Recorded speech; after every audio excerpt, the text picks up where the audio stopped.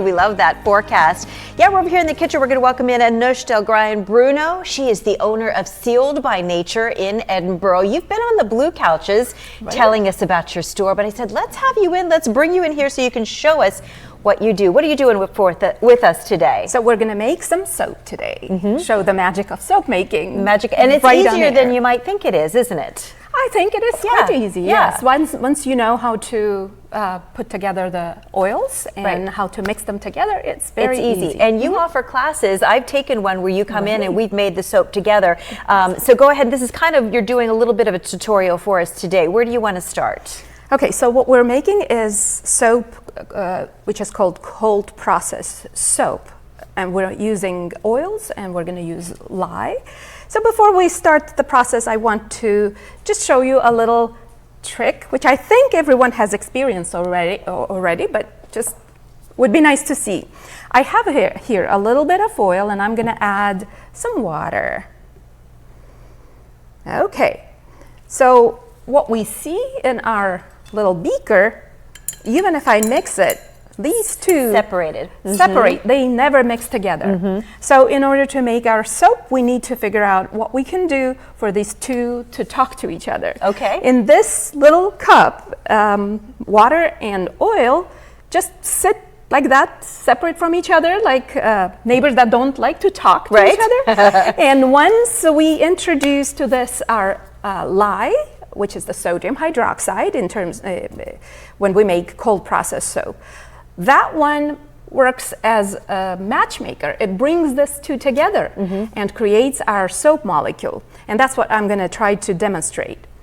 So I'm going to mix this two together right now. And this was the lye? And that was a combination. This is the oil, and we added just some water. Okay. So at this point, we have oil. Okay, so when making the soap, we take different types of oils and butters because each oil or each butter has a purpose in our soap making. One adds bubbles, the other adds conditioning or helps us with cleansing. So we have to have a really nice formula to create that really nice and conditioning soap. Yes. So right now I have oil and water, and right here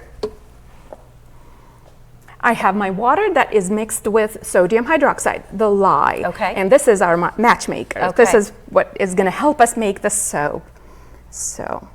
And does it matter how you pour it in? Slowly? It does. You just dump it right in there, right? Just dump it. Just dump it right in. Right there. When you mix this sodium hydroxide with water, you need a little bit more care there. Of course, you need to protect yourself and your hands and your clothes and eyes. And right now, everything is prepared, so I can be. You can just do it on air. Be a little bit careful. Yes. And not. So as you can see, I'm mixing right now. And the tone, it's changing color. Changes. Yes. And you can see it's getting thicker as well.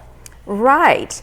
And I could just go on and mix like this and get to our soap, but at the same time, I can speed up the process and use my blender.